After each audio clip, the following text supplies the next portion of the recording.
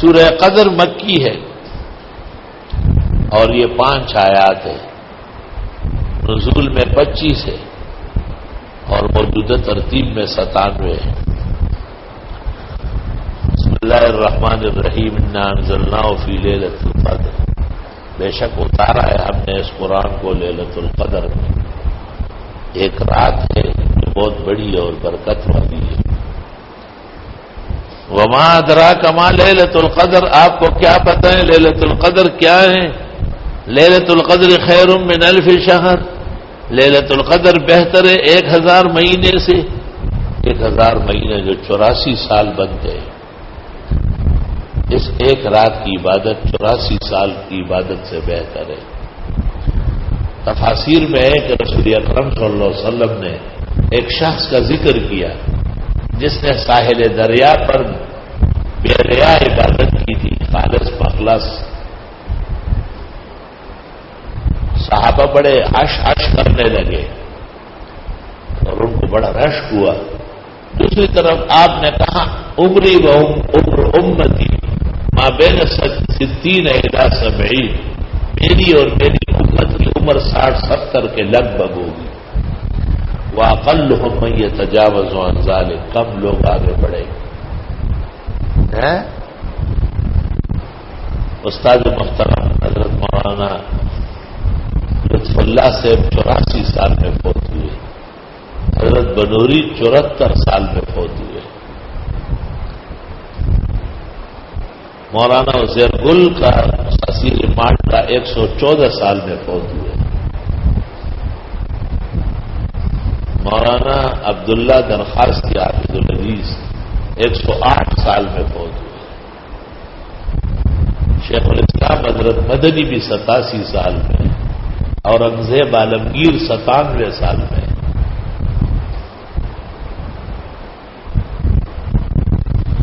مولانا سعد الدین صاحب مولانا عبدالغنی کے والد 126 سال میں فوت ہوئے، شاہ منصور بابا جی بھی 100 سال سے متجاوز تھے، مولانا نصیر الدین غرغشتوی بھی 100 کے قریب تھے۔ وَأَقَلُّهُم مَّن يَتَجَاوَزُ عَن ذَلِكَ، استاد محترم مولانا عبدالحنان 100 سال اور شیخ مولانا عبدالغنی 101 سال، شانور شاہ کی عمر کم ہے 59 سال ہے، مولوی احمد رضا کی بھی 59 سال ہے۔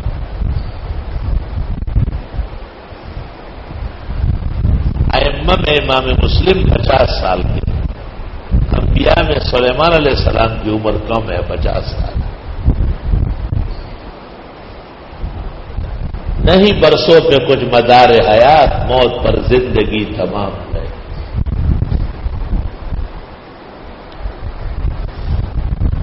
تو چونکہ آپ نے فرمایا کہ میری اور میری امت کی عمر کم ہوگی، بہت کم لوگ آگے بڑھیں گے، تو صحابہ کو بہت زیادہ شوق ہوا کہ ہم کیسے عبادت کریں گے اتنی بڑی، کیونکہ ہمارے تو پیغمبر کی عمر کم ہے اور امت بھی اقل اعمارا ہے، کم سے کم عمر والی ہے۔ زمانہ جیسے جیسے قریب ہو رہا ہے قیامت کی عمریں کم ہوتی جا رہی ہے، عمر کے وجوہات پر بھی بحث ہے، عمر کے اسباب پر بھی بحث ہے، عمر کی تقلیل پر بھی بحث ہے، تقصیر پر بھی بحث ہے۔ لا استطيع ان اتكلم بها، صرت تعبان اطلب منكم العفو من سماحتكم الميمونة، بارك الله علمكم وعملكم ورزقكم الله العود الثاني الى التفسير في السنة الآتية بخير ورضوان ان شاء الله تعالى، اور ور بمیرے معذر ماں بپذیر ہے بسا آرزو کے خاک شدہ۔ اللہ تعالیٰ نے حضرات صحابہ کا جذبہ اور شوق پر کرم فرمایا اور فرمایا کہ ایک رات میں ایسی دیتا ہوں کہ اس کی عبادت 1000 مہینے کی عبادت سے بہتر ہوگی، اور وہ لیلۃ القدر ہے۔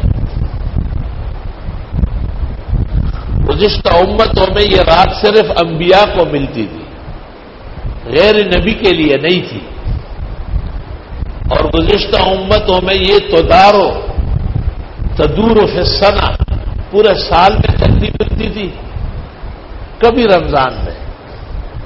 لیکن محمد عربی النبی الہاشمی الخاتم والمختم شافع الشفعاء یوم الجزاء جناب نبی کریم صلی اللہ علیہ وسلم کہ اللہ کے حضور استغاثہ اور استدعاء سے یہ رات رمضان میں اور رمضان کے بھی آخری عشرہ میں رکھ دی گئی.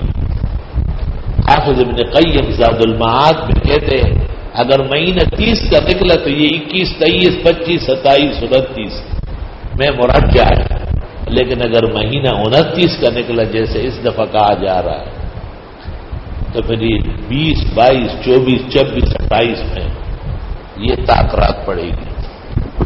والمسألة طويلة الذيل في شروح الأحاديث ومطولاتها فلأجل هذا أحيانا يأتي هذا العبد الفقير بالإيجاد والاختصار لأن الإشارة تكون أبلغ من التسريح. اور ہم نے اتارا اس قرآن کو لیلۃ القدر جس کو کہتے ہیں شب قدر. وما ادراک ما لیلۃ القدر، آپ کو کیا پتہ ہے شب قدر کیا ہے؟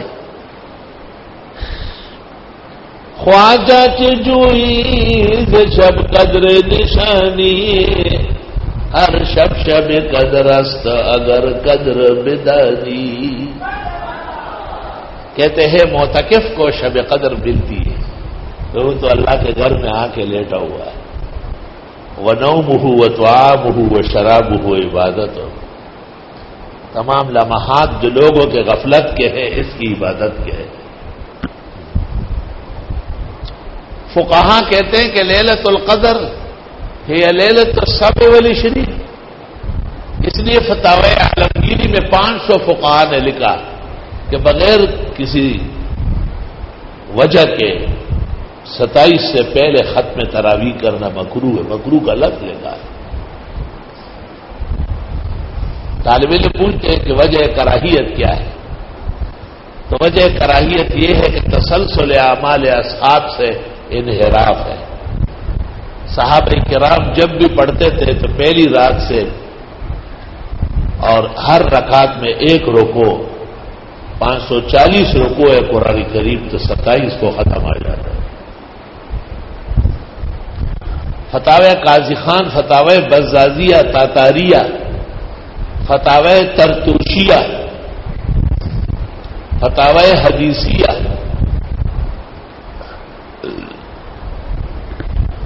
سب معتبرات میں لکھا ہے. خزانۃ الفقہ میں، خزانۃ المفتیین میں، خزانۃ الفقہاء میں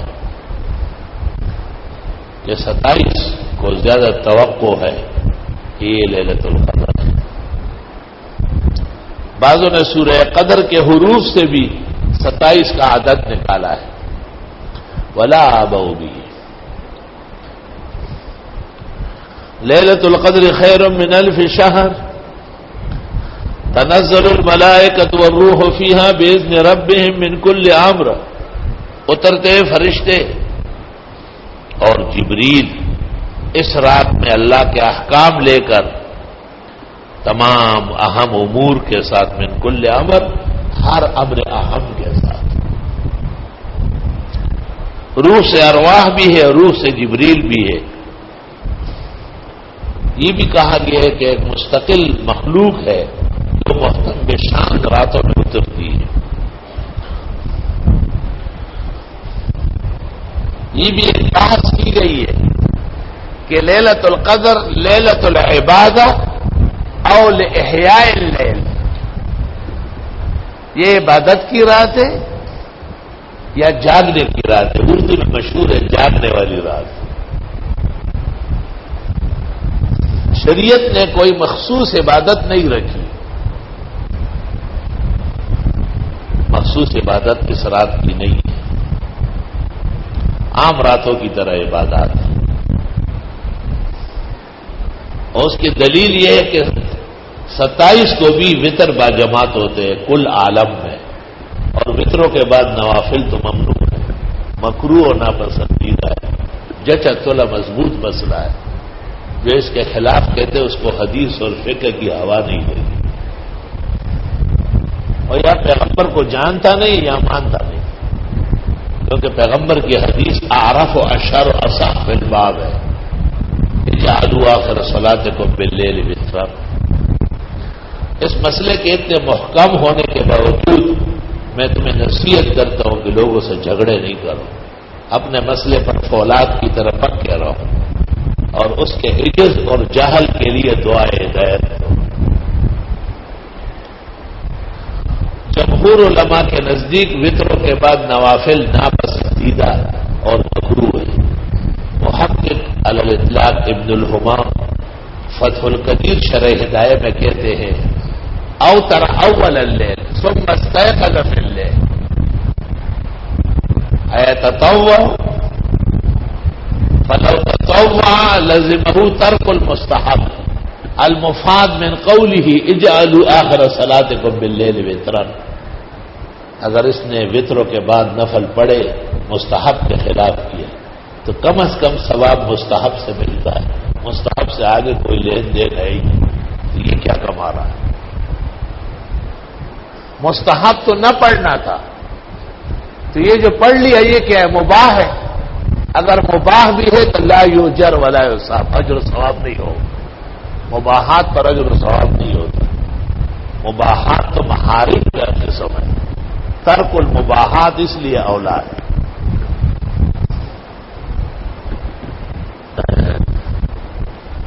باقی حضرت الاستاذ نے معارف السنن میں ببانگ دہل اور حضرت شان ورشاہ نے شرح بخاری میں خوب وضاحت سے لکھا ہے کہ نہیں پڑھنا چاہیے وطروں کے بعد کسی قسم کے نوافل، قضا پڑھ سکتے ہیں، اور رات کی کم عبادات ہے، وبالاسحار هم یستغفرون، سحری کے وقت کا استغفار نہایت اکسیر ہے۔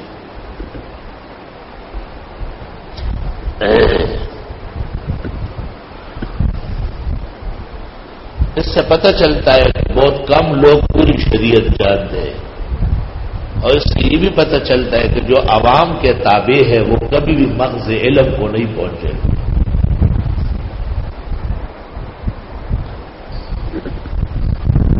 تو کہتے ہیں کہ یہ رات اصلاً جاگنے کی ہے، اور ایک حدیث کی طرف بھی اشارہ ہے صحیح مسلم اور جامع ترمذی میں کہ جس نے رات کو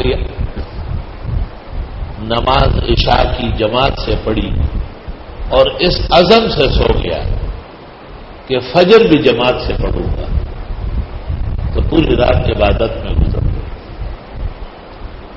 تو علماء کہتے ہیں کہ اصلاً تو اطاعت شرع ہے، عشاء با جماعت پڑھنا اور فجر با جماعت پڑھنا یہ کمال اطاعت ہے۔ راتوں کو اٹھ کر کے نفلیں پڑھنا یا تلاوت ذکر تسبیح استغفار کرنا یہ فضل اطاعت ہے، شرف ہے، لازم نہیں ہے۔ تاہم یہ فضل اور یہ شرف اللہ اہل حق کو عطا فرماتے ہیں، مختلف عناوین سے راتوں کو جاگتے ہیں اور راتیں کاٹتے ہیں، اترتے ہیں فرشتے اور روح اس رات میں اللہ کے حکم پر اہم مہم امور لے کر سلام، اور یہ پوری رات سلامتی ہے، یا یہ رات حتی مطلع الفجر، یہاں تک کہ صبح صادق داخل ہو جائے۔ صبح صادق پر وہ نظام پورا ہو جاتا ہے جو شب قدر کا تھا، صبح صادق سے اپنا نظام شروع ہو جاتا ہے۔